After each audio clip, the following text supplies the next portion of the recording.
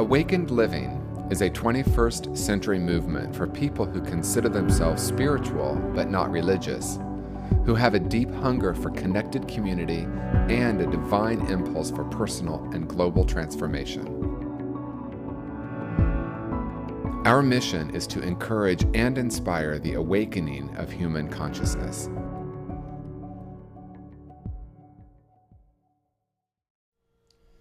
Good evening and welcome to Awakened Living Television. My name is TJ Woodward. I'm the Minister and Spiritual Director of Awakened Living in San Francisco. Welcome to our show and happy Easter from all of us at Awakened Living. And I am really excited. For the third time in a row on our show, we have Ashanna back with us. And in last week's show, we talked a lot about what the crucifixion might mean for us in our own personal lives and how when we embrace all parts of ourselves, what happens when we're willing to be with some of those deeper emotions. So I'm really grateful that today, this evening, what we're going to be talking about is this resurrection into a new way of being, this awakening into a joyful and blissful life, this transcending, if you will, or allowing this experience to transmute our experience to joy. And I know that Ashanna is someone who has so much experience with this. And when I see Ashanna, I immediately sense the depth of joy and gratitude that she lives in her life. So Ashanna, welcome back to the show. I'm so grateful you're here. Thank you, TJ. Time number 3. Happy Easter. Happy Easter to you. So let's begin by telling our viewers a little bit about yourself and what you do for those who haven't seen the first couple of shows. Okay, great. So I've been a healer teacher for over 20 years, and I pioneered a work called Clarity Breathwork, and it is a gentle circular breathing technique that helps release stress from the cells of the body. And I teach workshops and trainings and train people how to become breath workers, and also do individual private sessions and help people on their journeys. I'm also a minister that ends up officiating for many of my clients' wedding ceremonies and doing public speaking and officiating over ceremonies and rituals and rites of passage, which today is a big rite of passage. Yeah, so let's get into this conversation about Easter and this resurrection, what that means, whether you want to share something about your own life or what that means to you, the story of Easter about resurrection. Okay. Well, I was not brought up in a religious way at all. In fact, they say they took me to church when I was 5, and I cried the whole time, and they never brought me back. So my spirituality was really Mother Nature. Because for me, there were those commercials on television, like don't mess with Mother Nature. And I figured she was the most powerful force around, And so I would pray to Mother Nature, and later got very involved in goddess tradition and did discover, which we talked about last week, the ancient tradition before Christianity put the crucifixion of the goddess Esther, of fertility, of abundance, of new life.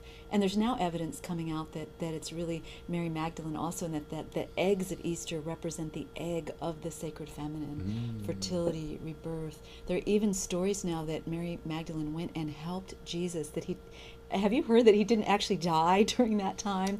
There are many books written about that the herbs that were brought to embalm him were not the amount of herbs for a dead man, and that he actually rose and walked the path to India. So there's many different stories around what actually happened. However, if we use it for a metaphor, so I've always seen Easter as a time of fertility and abundance and spring rebirth, and the rabbit on the moon being a symbol of fertility and rebirth. Later, I did form a relationship with Christ and became a guest speaker often at Unity, and have really found my own spiritual connection. So for me, in looking at that story of the crucifixion and in helping many students and clients over the year, it's really the death of the egoic self, the death of that small, separate identity that we think that we are. And the crucifixion is that I was watching once a boyfriend dragged me to the Passion of Christ, Mel Gibson's story, and I thought, why am I having to watch this horrific story? They're just torturing him, and then I realized, I had a sudden insight, like that is what the ego does to the Son of God. And we are sons and daughters of God. We are the divine that has forgotten itself. And the crucifixion is that mind that is always saying you're bad, you're wrong, you're separate, you're not good enough, you're unworthy, you'll never be loved, you'll never have what you want, whatever version of the story that is. And the cost, the price for awakening is to surrender that story. Yeah. And to surrender that story, we have to meet that story and see just how pervasive it has been in the formation of our separate identity. So the crucifixion to me is the purification of that identity, and the resurrection is the awakening to the immortal, eternal, infinite spirit that we actually are visiting for a short time in this physical incarnation. And the name of the game is, can we remember who we are while we're in the physical incarnation? And can we be the light of the Christ consciousness or the goddess or the Buddha in this world while we're here, be awake? Well, amen. Yes, Hallelujah, indeed. brother. Hallelujah. That was beautiful. That is, to me, the Easter story. So thank you for so beautifully embodying that and articulating it in a way that I think makes so much sense, and not only makes so much sense, but rings so true in my own human experience.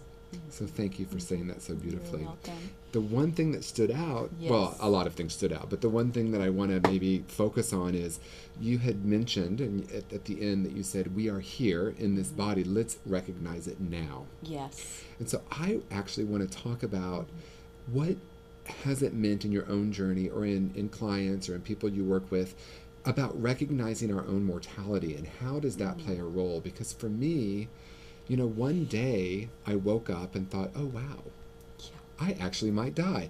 And I mean, it really did. It occurred to me in that way, because for the first maybe 40 years of my life, it really wasn't. It was a passing thought. It doesn't quite register that it's actually going to happen. Yeah, so how does that affect our awakening process, or yours? Well, it's so important, and it's one of the main teachings of Buddhism, right, is to recognize the impermanent nature of our reality, and that we or anyone else in our reality could go at any moment. And if we keep to that awareness instead of trying to deny that, and much of our Western culture has really tried to deny death. We spoke about that on our last show. And also just the whole embalming of the body, and the formaldehyde, and the preservation, and that tucking death away. When I was in India, you see death everywhere. You see it in the street, it's there, and there's something very liberating, actually, that the whole chaotic mess of it is out there. There's something very enlivening, because it's not hidden away and neatly confined. So more and more to our friends, as we get older, we see our friends going through the journey of death, and more people leaving, and we start to really realize how precious and tender our moments are here on earth. And then it becomes easier to choose love. It becomes easier to choose forgiveness of ourselves and the other, the seeming other, because there is no separation. And our moments become more poignant, more beautiful. I remember this moment, like say I was traveling in Africa, and there was just this moment of awareness coming through me, and I saw this African woman, and I was like in the back of a car, and she was in a bus or something, and I just connected with this eternal soul that she was, and she saw it. And she just lit up, we're just passing by, and she just started waving at me and looking at me. And it was this poignant moment of recognition. I am the light of this world, and so are you, and we are meeting in this moment. And in my travels all over the world, like Guatemala and Africa and India and indigenous cultures, just that recognition that I am what you are.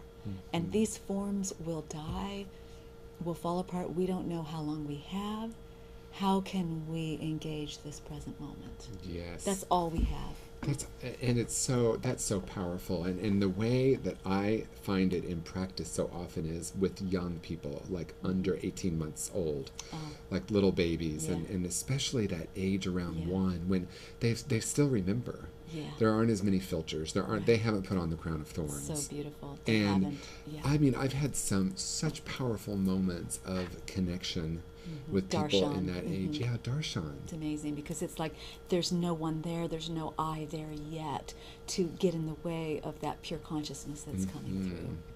So it may be a big question, and I know that you and I have a lot of probably ideas about this, but how do we live that more? And I mean, I'm guessing that's our intention, right? My intention is to live more from that knowing. Absolutely. So how do we do that? And I know that's, a really broad question. Whatever it takes, whatever it takes that helps bring us closer to that, and we were talking earlier about friends that are passing and how in that time of recognizing you only have a few months to live, and all the friends are surrounding you now to say how much we love you, and we start appreciating that person, and to as many teachers say, to die before you die, to let in the love, to recognize it, to stop believing the thought, to stop believing the story of not good enough, not loved, not beautiful enough, and realize that everything loves us.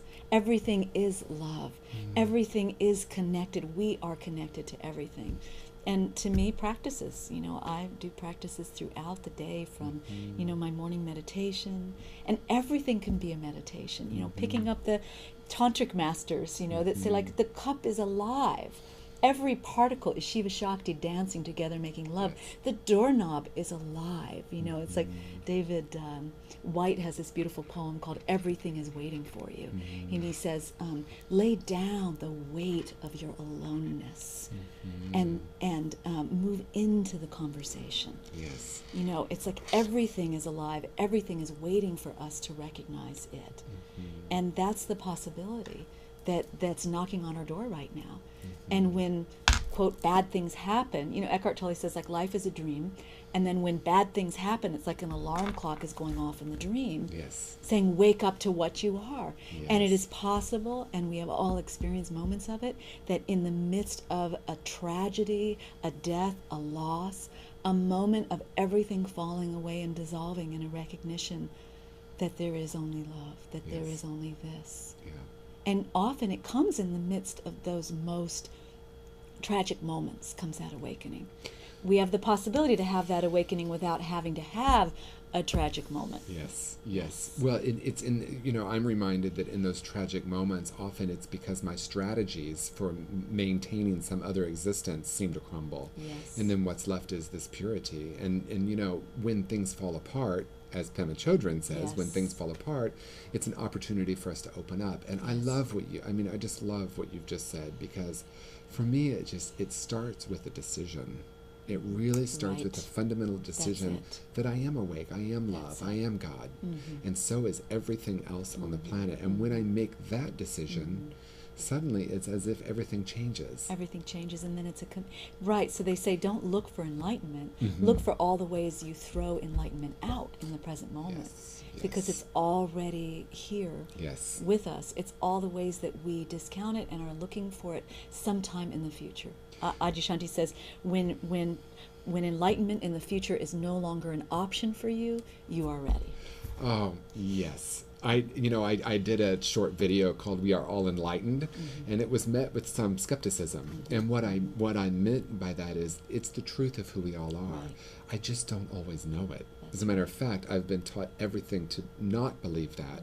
And it's funny, the things that get attributed to Buddha on the internet now. On Facebook. On Facebook, right? Exactly. But it's there's my favorite quote is, "I'm absolutely sure I'd never said that." The Buddha. And there's the quote about, what have you gained from meditation? And the Buddha says, nothing. I've gained nothing from meditation. It's just I've lost. Right. fear, I've lost separation, I've lost the idea. And so much of spiritual awakening is about deconstructing. Yes. We think spirituality is about, like we said in the first show, right, getting a better home, getting a better job, getting a better partner, getting a better body. But actually, spiritual awakening becomes about deconstructing all of our beliefs and all the things that we thought were true, so that we can step out beyond that right and wrong into that field. Into that field. That's beyond that. Yeah, and Byron Katie calls it the great undoing. Yes.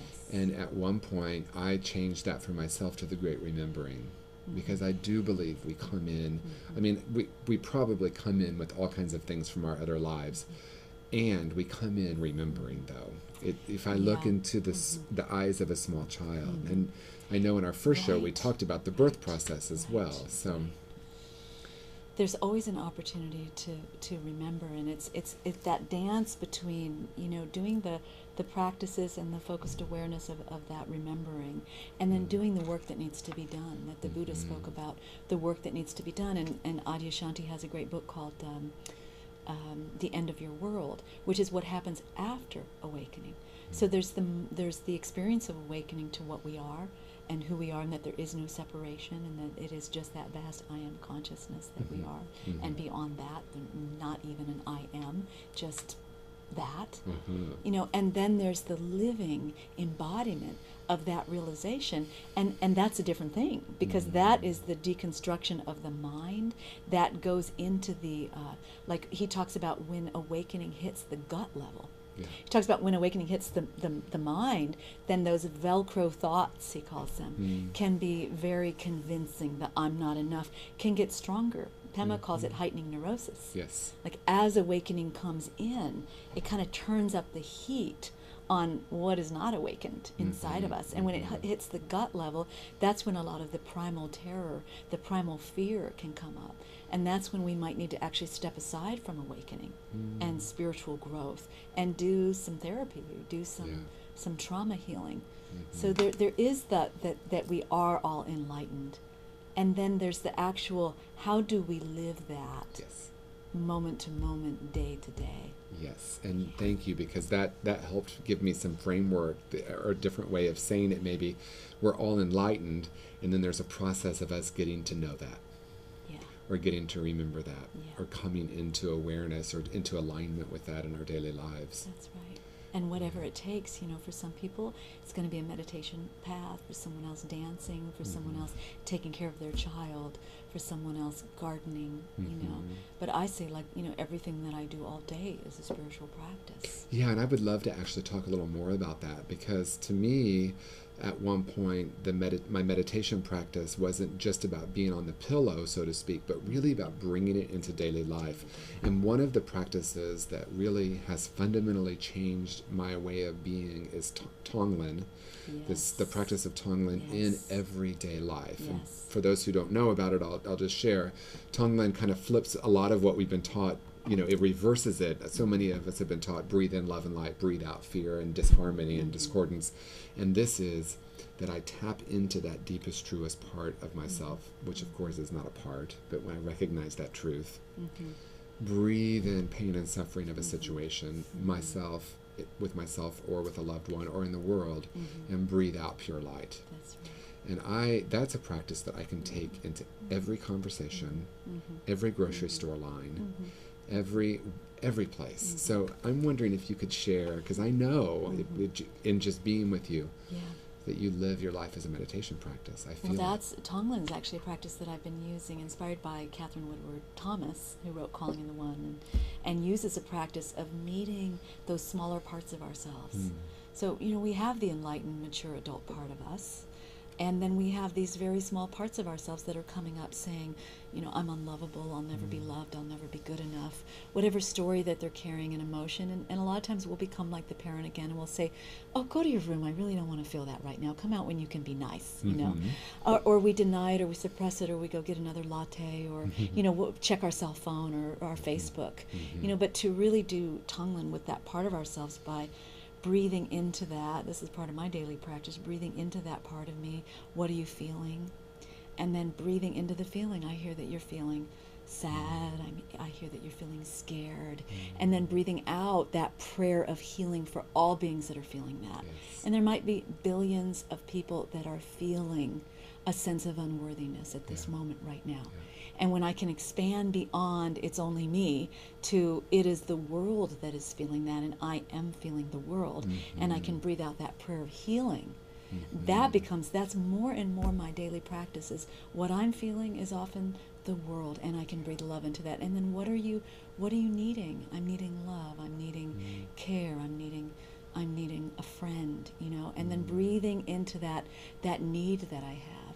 And I find when I do that simple practice, then that need is answered. Then someone shows up, or I show up, or the sun comes out, or suddenly I noticed that the yard was alive with love and beauty and the blossoming of spring, and that what I was looking for was already here, available to me. I just didn't see it because I had the veil of my matrix of beliefs covering my eyes. Absolutely. And isn't that it? Yeah. It's as if we're fully alive, but wearing this mask over our face, not recognizing this beautiful field of wildflowers. And I really want to come back to what I said at the beginning about my spirituality, and that it was really for me Mother Nature, right, at a young age, and that the theme of this year, of this time of year, rebirth, Easter, fertility, the Divine Mother, that my main spiritual practice is the earth. Is walking on her, listening to the animals, getting out of my anthropomorphic perspective, that we humans are the only thing going on the planet, and starting to just listen to the animals and the creatures and the blossoms and the hummingbird. And I find that spiritual practice brings me right back to this sense of connection and beauty and care for my mother, the earth, for this precious planet, for our life here. Well, and that is awakening joy. That's the Easter story, right? Yeah. My ability to wake up enough to recognize how beautiful this existence is. Right. How incredibly blessed we are. Right. Because it's like Lazarus in the cave, it's like Jesus came and said, get up, you're not dead. Rise. Yeah. And we have to at some point say that to ourselves. Yeah. We're telling ourselves this story of woe and this story of pain or this story of suffering. And finally it's like, get up. Yeah. You're not blind, you're not that story. You are the totality of all that is. Yes. So open your eyes and see. And there's we are so blessed and fortunate to live the lives that we live here in the Bay Area, and to open our eyes every day on such immense beauty. It's like we have a responsibility, because we've been given this gift, we've been given this opulence and this abundance. Whether we believe we're abundant or not, if you travel to other countries, you're abundant. It's our divine responsibility. Yeah, what are we going to do with that? To do something with that, and to have the courage to see the beauty every day. Yeah, to be something with that, really, to be something within that. When I did visit India, and every morning, if I prayed, if I gave myself Reiki, if I kind of aligned, I would go out and I would see that it was just God everywhere. And what appeared to be suffering, or it was God in everything. If I didn't take the time to do my practice and I went out, it looked like the end of the world. It looked like a terrifying scene of suffering and poverty to me. So it's really just how do we switch that perspective so that, like Mother Teresa said, they said, how can you go out and be with those people all day? And she said, I'm only serving one, my beloved Jesus in all of his distressing disguises. Yes. So I think that's our responsibility, to live in seeing that God is in everything. Yes. Yes, and Gandhi was said to have said, if you don't see God in the next person you meet, don't bother looking further. And maybe that is the Easter story. Yeah. So I do see the God in you. I see the God you are. Thank you. And believe it or not, our time is over. Our time is up. So it's so brief, and that's like our time on this earth. It's so brief. It is. So to engage it as much as we just engaged each other. Yes, and thank you. And 3 times on this show, and I feel like we really got there to the heart of the Easter story. And the Easter story, whether you're religious or not, the Easter story of recognizing our own divinity, our own wholeness, our own perfection, and how we can live it in the world. Thank you, TJ, for your commitment to that path and to this show and to getting this message out there, and to all the people that you serve, and to your service on Sunday mornings, which I was grateful to attend last week, and creating a space for people to come together in remembrance and in the possibility of healing and honoring themselves. Thank you, Ashanna. What an honor. So in closing, let our viewers know how to find you, because I know you do incredible work, and you do your seminars, your week-long retreats. Yes. How do we find you? Okay. So if you're interested in my work coming up on the Big Island and in Costa Rica and in Canada and Europe in the fall, come and visit ashannasolaris.com or claritybreathwork.com. You can also check out our videos on YouTube if you look up Clarity Breathwork. Thank you so much for tuning in. And thank you, Ashanna, again so much for you sharing your light, your love, your presence, and your gifts with us 3 times here on Awaken Living Television. And thank you so much for being a guest speaker at Awaken Living last Sunday. And to all of you, happy Easter. And if there's one intention that I would like to leave us with, is the knowing of the incredible source of love, compassion, and abundance that we are, that you are. And the Easter story reminds us of this truth, of this incredible opportunity to live our lives as love, as light, as source. And how does this change the world? It changes the world because the moment I recognize that and I know that, everything changes. So congratulations for your resurrection into this new way of being, this way of being open-hearted, loving, and deeply connected with the truth. Please join us at an upcoming event at Awakened Living. You can visit us online at awakenedlivingsf.org. Thank you, thank you, thank you. Happy Easter and good night.